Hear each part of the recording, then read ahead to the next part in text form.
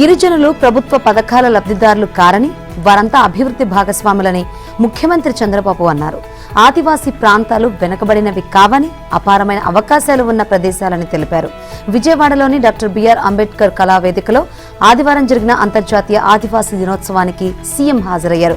ఆయనకు గిరిజన మహిళలు, విద్యార్థులు హింసా నృత్యాలతో స్వాగతం పలికారు.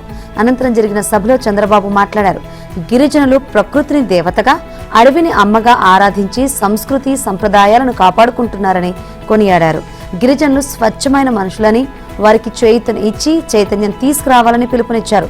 రాష్ట్రంలోని 27.39 లక్షల మంది గిరిజన జనాభా సంక్షేమం కోసం ఈ ఏడాది 4,764 కోట్లు ఖర్చు చేస్తున్నట్లు చెప్పారు.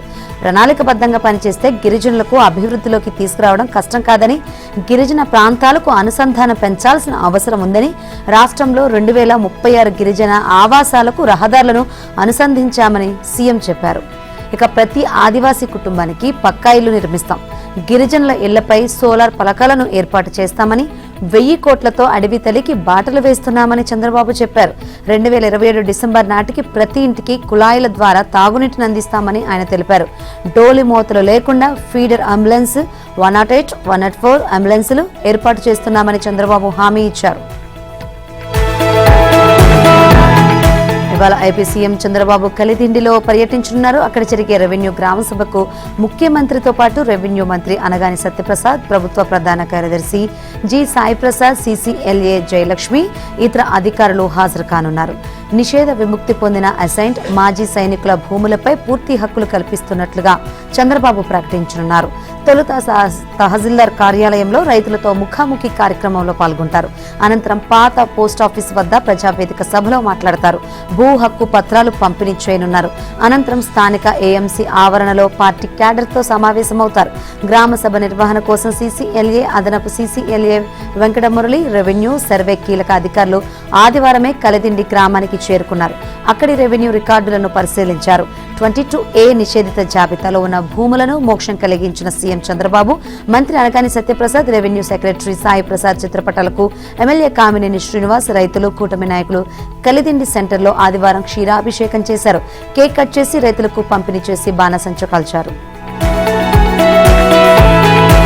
ఏపీలో వస్త్ర పరిశ్రమను ప్రోత్సహించేందుకు ప్రభుత్వం కీలక నిర్ణయం తీసుకుంది. ఇప్పటి వరకు ఉద్యోగాల కల్పనే ప్రాతిపదికగా పారిశ్రామికవేత్తలకు భూముల ధరలు, విద్యుత్, నీరు వంటి మౌలిక సదుపాయాల కల్పనకు ప్రభుత్వం రాయితీలు ఇస్తుండగా, ఇకపై వారు నియమించుకునే కార్మికులకు ఇచ్చే వేతనాల్లోనూ రాయితీ ఇవ్వాలని ప్రభుత్వం నిర్ణయించింది.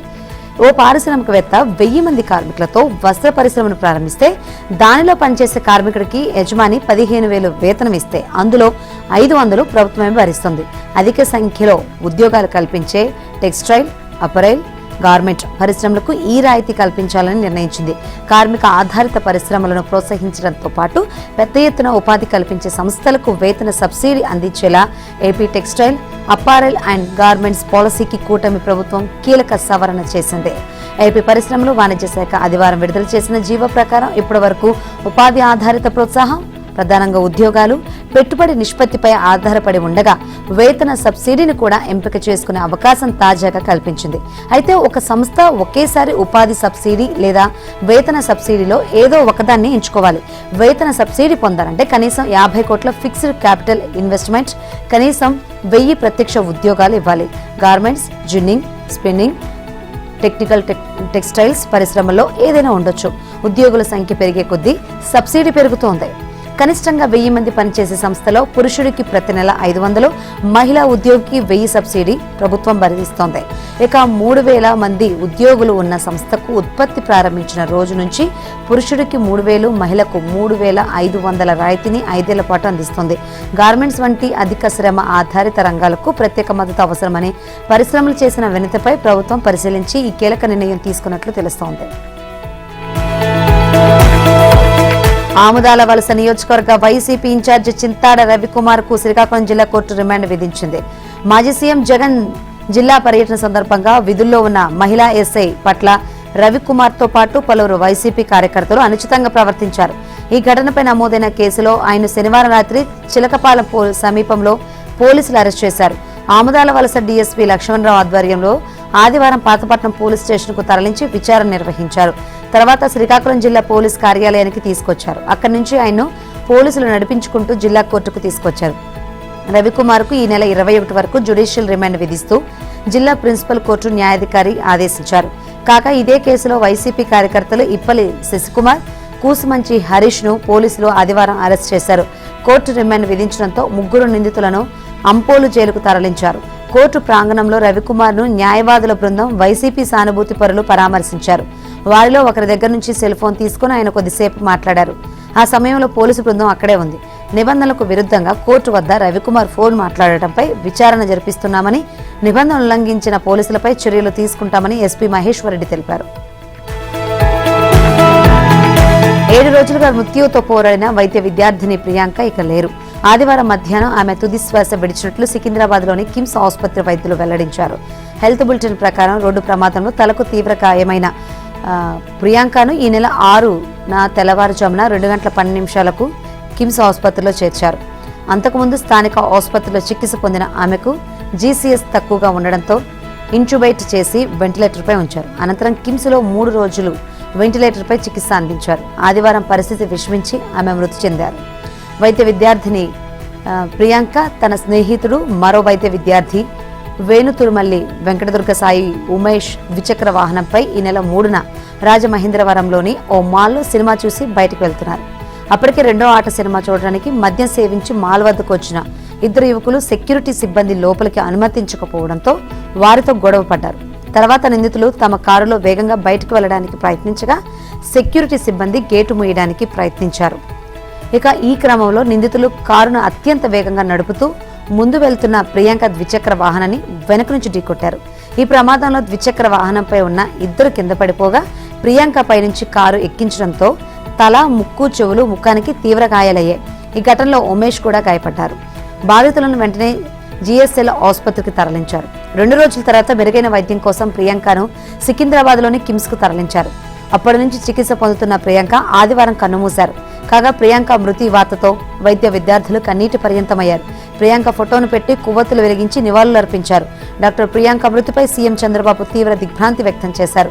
రాజమండ్రిలో యువకులు తీవ్ర నిర్లక్ష్యంతో మద్యం మత్తులో కారుతో ఢీకొట్టిన ఘటనలో గాయపడిన వైద్య విద్యార్థిని ప్రియాంక మృతి చెందారనే వార్త తీవ్ర విచారం కలిగించిందని, ఎంతో భవిష్యత్తు ఉన్న ఒక వైద్య విద్యార్థిని ఇలా ప్రాణాలు కోల్పోవడం కలిచివేస్తుందన్నారు. ప్రియాంక మృతికి కారణమైన వారు ఇప్పటికే అరెస్ట్ అయి జైల్లో ఉన్నారు. వారికి కఠిన శిక్షలు పడేలా చూస్తామని సీఎం ఎక్స్లో తెలిపారు. తెలంగాణ ప్రభుత్వం సీ ప్లేన్ టూరిజంపై దృష్టి సారించింది. హుస్సేన్ సాగర్ నుంచి విజయవాడలోని ప్రకాశం బ్యారేజ్ వరకు సీ ప్లేన్ సేవలను అందుబాటులోకి తేవాలని ప్రయత్నిస్తుంది. పౌర విమానయాన శాఖ మంత్రి రామ్మోహన్ నాయుడుతో ఇటీవల ఢిల్లీలో భేటీ అయిన సీఎం రేవంత్ రెడ్డి ఈ అంశాన్ని ప్రస్తావించినట్లు తెలిపారు. ఇక సీ ప్లేన్ టూరిజంతో తెలంగాణ, ఏపీల మధ్య కొత్త టూరిజం సర్క్యూట్ ఏర్పడుతుందని ఇరువురు అభిప్రాయపడినట్లు సమాచారం. ఈ నేపథ్యంలో హైదరాబాద్ నుంచి ప్రకాశం బ్యారేజ్కి సీ ప్లేన్ సేవలు ప్రారంభించేందుకు ఉన్న అవకాశాలు, తీసుకోవాల్సిన చర్యలపై airport authority of India AI బృందం 4 రోజుల క్రితం హైదరాబాద్కు వచ్చి క్షేత్రస్థాయి పరిశీలన చేసింది. సీ ప్లేన్ అంటే నేలపై నుంచే టేకాఫ్ అయి నేలల్లోనే ల్యాండ్ అవుతుంది. అందువల్ల హుస్సేన్ సాగర్లో సీ ప్లేన్ టేకాఫ్, ల్యాండింగ్కు ఉన్న అవకాశాలు, వాటి పాయింట్ల ఖరారుతో పాటు ప్రయాణికుల రాకపోకలకు ఎటువైపు ఏర్పాట్లు చేయాలన్న దానిపై ఏఐ అధికారులు పరిశీలించినట్టు తెలిసింది. అలాగే ప్రకాశం బ్యారేజ్ దగ్గర కూడా టేకాఫ్, ల్యాండింగ్ కు ఉన్న అవకాశాలు, ఇతరత్ర ఏర్పాట్లపై ఏఐ బృందం త్వరలో పరిశీలన చేయనుంది. అనంతరం ప్రాజెక్టు నివేదికను 2 ప్రభుత్వాలకు సమర్పించనున్నట్లు తెలిసింది. సీ ప్లేన్లు సాధారణ విమానాలకు భిన్నంగా ఉంటాయి. వీటికి ప్రత్యేకంగా రన్వే ఉండదు. నీటిపైన దిగి నీటిపై నుంచే ఎగురుతాయి. అయితే సరైన లోతులో నీళ్లు ఉండాలి. టేకాఫ్, ల్యాండింగ్ కోసం వాటర్ ఎయిర్డ్రోమ్ ను ప్రత్యేకంగా ఏర్పాటు చేయాలి. సీ ప్లేన్లో తక్కువ మంది ప్రయాణికులే ఉంటారు. ప్రాథమిక అంచనా ప్రకారం 9 నుంచి 12 మందితోనే ప్రయాణం ఉంటుంది. అలాగే హుస్సేన్ సాగర్లో మొదలై కృష్ణా పరివాహక ప్రాంతం మీదుగా ప్రకాశం బ్యారేజ్ వరకు ప్రయాణం సాగనుంది. ఈ ప్రాజెక్టు అమల్లోకి వస్తే తెలంగాణ, ఏపీ మధ్య పర్యాటకానికి కొత్త ఊపు వస్తుందన్న అభిప్రాయాలున్నాయి. జాతీయ సామాజిక సహాయ కార్యక్రమం అమలులో ఆంధ్రప్రదేశ్ దేశానికి ఆదర్శంగా నిలిచింది.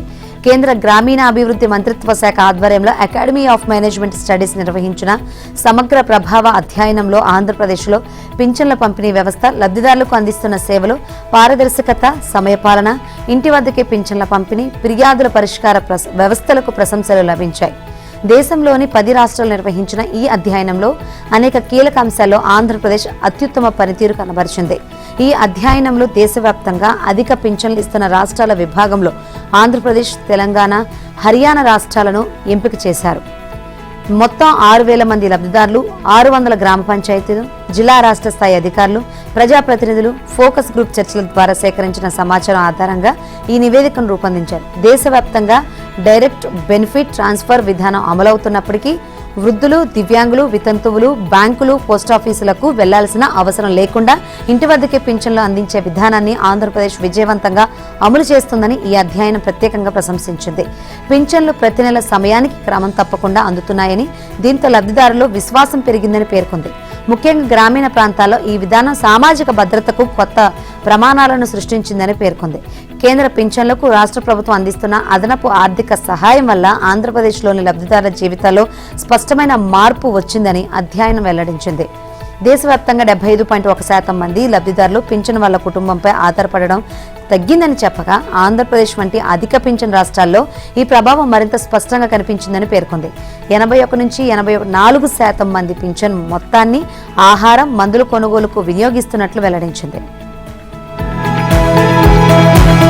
ఉపాధి పథక నిర్వహణ వ్యయానికి సంబంధించి కేంద్రం కీలక నిబంధనలు తీసుకొచ్చింది. Viksit Bharat guarantee for Rozgar and Ajeevika mission Gramin VPGరామ్జీ కింద పరిపాలన వ్యయాలను మొత్తం వ్యయంలో 9% పరిమితం చేసింది. అదే సమయంలో అనుమతించే పరిపాలన విధుల్లో కనీసం 3/4 గ్రామ పంచాయతీల స్థాయిలో ఖర్చు చేయాలని స్పష్టం చేసింది. దీంతో పంచాయతీ స్థాయిలో పనిచేసే ఫీల్డ్ అసిస్టెంట్స్, సాంకేతిక ఇతర సిబ్బందికి చెల్లించే గౌరవ వేతనాలకు ప్రాధాన్యం లభించనుంది.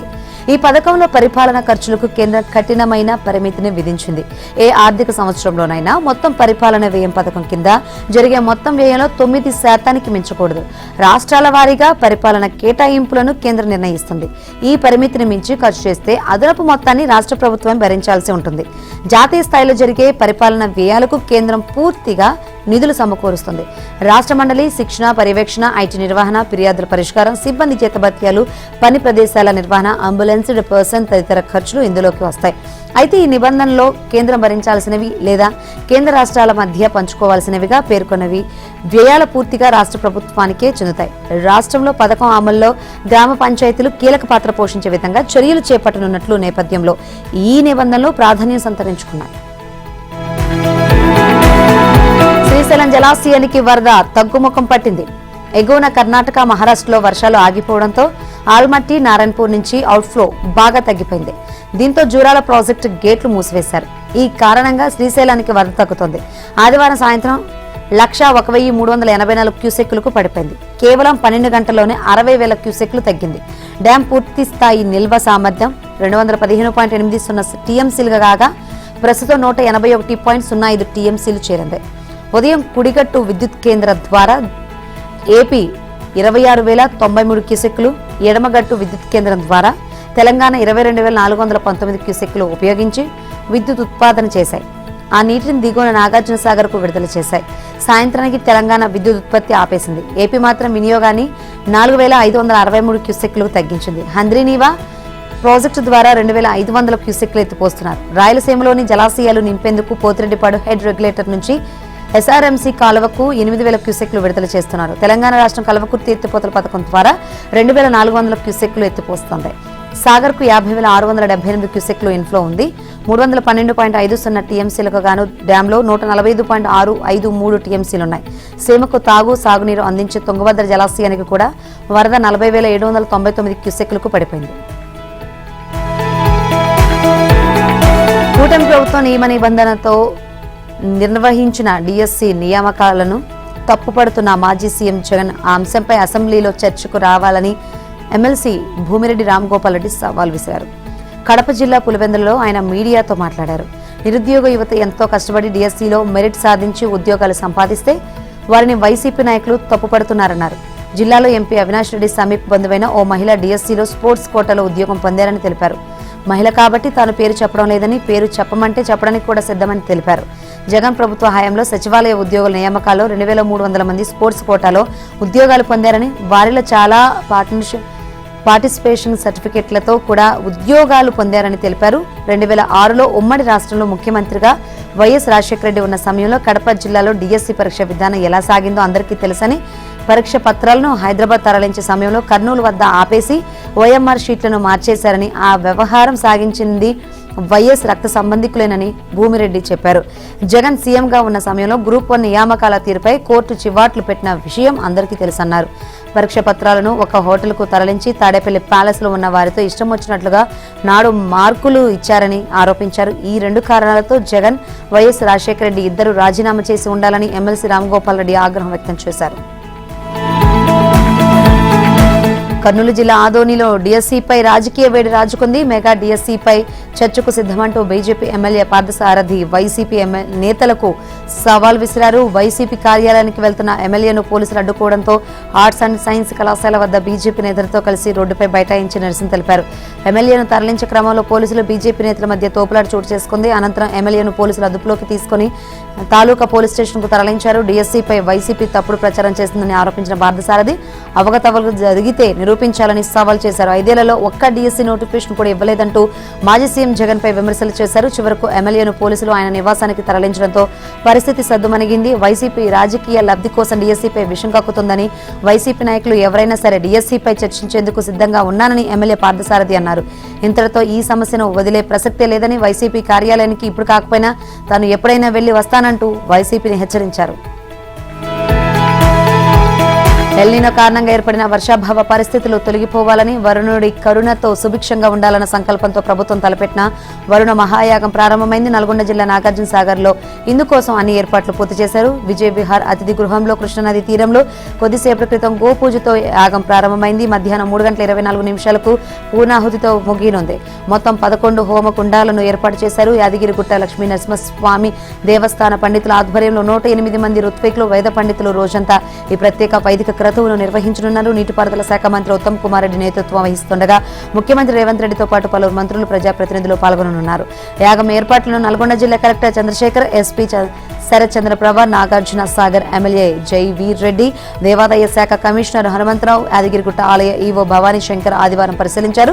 సీఎం రేవంత్ రెడ్డి మధ్యాహ్నం 2 గంటలకు హైదరాబాద్ నుంచి హెలికాప్టర్లో బయలుదేరి 2:45 నాగార్జున సాగర్ హిల్ కాలనీలోని బీసీ రెసిడెన్షియల్ స్కూల్ కు చేరుకుంటారు. అక్కడి నుంచి విజయ్ విహార్ గెస్ట్ హౌస్ ప్రాంగణంలో యాగస్థలికి చేరుకుని పూర్ణాహుతి కార్యక్రమంలో పాల్గొంటారు.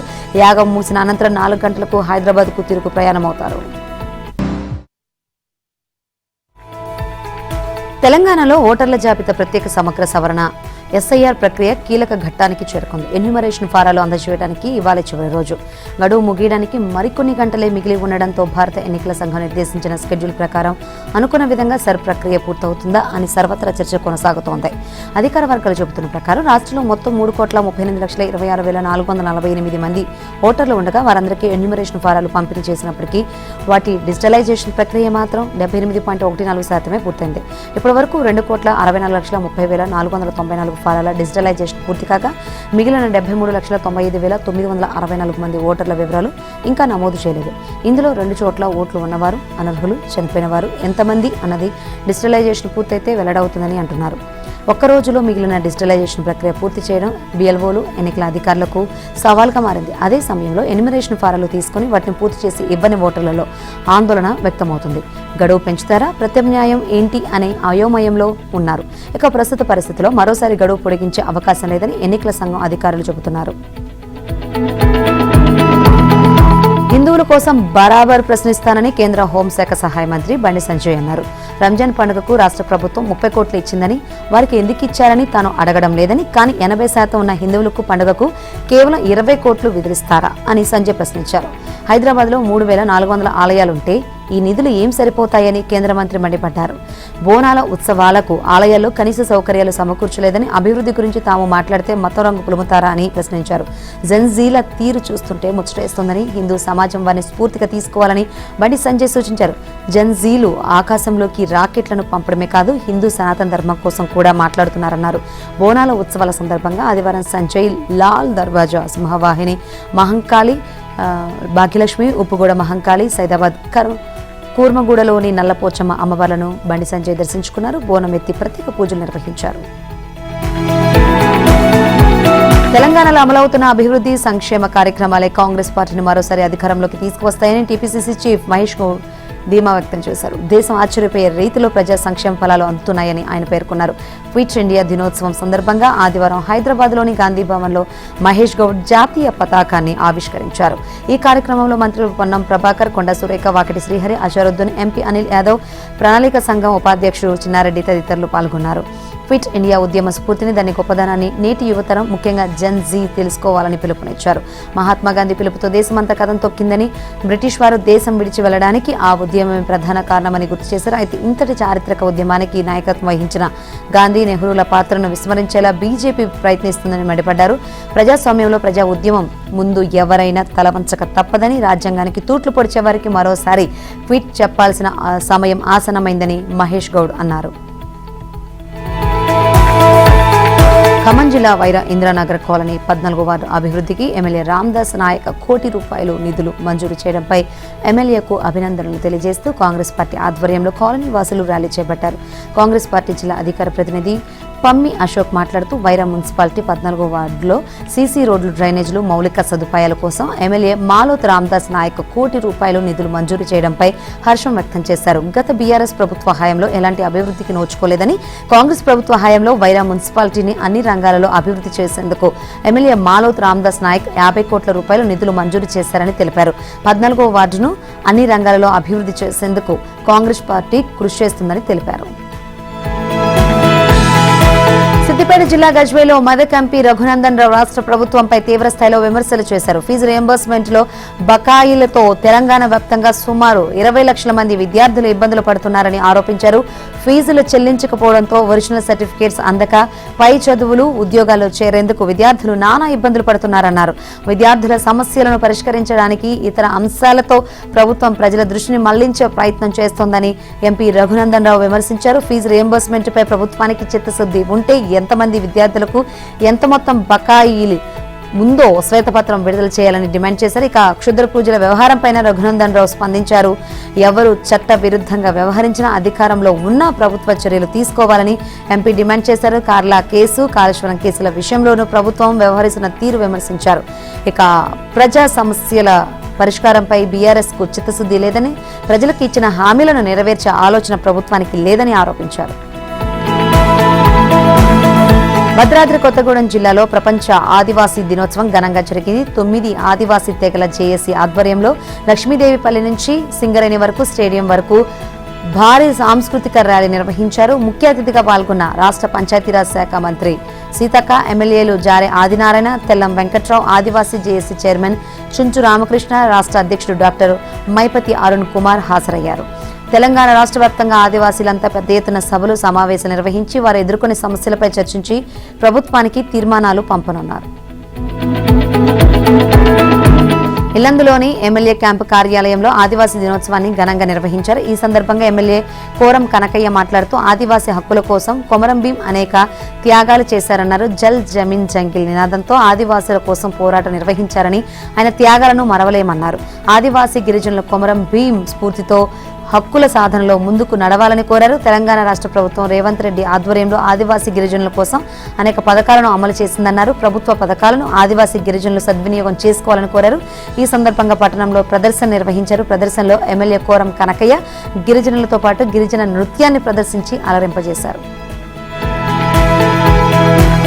పశ్చిమ బెంగాల్, ఉత్తర ఒడిశా పరిసరాల్లో ఏర్పడిన అల్పపీడన వాయువ్యంగా పయనించి ఛత్తీస్గఢ్, మధ్యప్రదేశ్ పరిసరాల్లో కొనసాగుతుంది. ఇది వాయువ్యంగా పయనించి క్రమేపీ బలహీనపడనుంది. అల్పపీడన రాష్ట్రానికి దూరంగా ఉండడంతో ఏపీపై ప్రభావం లేదు. కాగా 13న పశ్చిమ బెంగాల్ను ఆనుకొని వాయువ్య బంగాళాఖాతంలో మరో అల్పపీడనం ఏర్పడనుందని వాతావరణ శాఖ తెలిపింది. రాష్ట్రంలోని అనేక ప్రాంతాల్లో ఆదివారం ఎండ తీవ్రత నెలకొంది. పగటి ఉష్ణోగ్రతలు సాధారణం కంటే 2 నుంచి 4 డిగ్రీలు ఎక్కువగా నమోదయ్యాయి. బాపట్లలో అత్యధికంగా 38.4 డిగ్రీల గరిష్ట ఉష్ణోగ్రత నమోదైంది. రానున్న 24 గంటల్లో కోస్తా రాయలసీమలో ఎండ తీవ్రత కొనసాగుతుంది. పలు చోట్ల పిడుగులు, ఉరుములతో వర్షాలు కురుస్తాయని వాతావరణ శాఖ తెలిపింది. పార్లమెంటు వర్షాకాల సమావేశాలు సోమవారం నుంచి తుది అంకానికి చేరుకున్నాయి. ఈ నెల 13న సమావేశాలు ముగియనున్నాయి. సమావేశాలు ఇంకా 4 రోజులు జరగనుండగా ప్రభుత్వం ప్రతిష్టాత్మకంగా భావిస్తున్న కీలక బిల్లులు ఇప్పటికీ ఆమోదం పొందలేదు. వీటిపై ఉత్కంఠ కొనసాగుతుంది. విదేశీ విరాళ సవరణ బిల్లు 2026ను ఎలాగైనా ఆమోదింపజేసుకోవాలని ప్రభుత్వ వ్యూహాలు సిద్ధం చేసింది. దీంతో పాటే డీ లిమిటేషన్, మహిళా రిజర్వేషన్ బిల్లులను సైతం తెరపైకి తెచ్చే యోచనలో ఉన్నట్లు ప్రతిపక్ష శిబిరంలో జోరుగా చర్చ సాగుతోంది. డీలిమిటేషన్ బిల్లును మహిళా రిజర్వేషన్ బిల్లుతో ముడిపెట్టి ప్రభుత్వం తీసుకొస్తే ఇండియా కూటమి పార్టీలతో చర్చించి ఉమ్మడి నిర్ణయంతో ముందుకు పోతామని కాంగ్రెస్ పార్టీ జాతీయ అధ్యక్షుడు మల్లికార్జున ఖర్గే తెలిపారు. అఖిలపక్ష సమావేశం ఏర్పాటు చేసి ఈ బిల్లులపై చర్చించాలని ప్రభుత్వాన్ని ఆదివారం డిమాండ్ చేశారు. అయితే బిల్లులపై వ్యక్తిగత అభిప్రాయాలు తెలిపే స్వేచ్ఛ ప్రతి పార్టీకి ఉంటుందని అన్నారు. విద్యార్థుల మీద పోలీసుల దాడి ఘటనపై అమిత్ షా మౌనం వహించడాన్ని ప్రతిపక్ష నేత రాహుల్ తీవ్రంగా తప్పుపట్టారు. ఎప్పటికైనా ఆయన ఈ దౌర్జన్యానికి సమాధానం చెప్పక తప్పదని హెచ్చరించారు. ప్రధాని మోదీ విద్యార్థులకు క్షమాపణ చెప్పడానికి బదులుగా క్షమాభిక్షలు ప్రసాదించడం విడ్డూరంగా ఉందన్నారు. ప్రయాగ్రాజ్లో జరిగిన చాత్రోంకి గూంజ్లో ఓ విద్యార్థి తనతో పంచుకున్న ఆవేదనను రాహుల్ ఎక్స్లో గుర్తు చేశారు. తమకు ఉన్న భూమిని అమ్మి అది చాలక అప్పులు చేసి మరి పరీక్షలకు సిద్ధమైతే చివరకు దక్కిందేమీ లేదని బాధిత విద్యార్థి వాపోయినట్లు రాహుల్ తెలిపారు. ఇది ఆ విద్యార్థి వైఫల్యం కాదని, అతడి కష్టానికి తగిన ప్రతిఫలం ఇవ్వలేని వ్యవస్థ వైఫల్యమని ఆయన విమర్శించారు.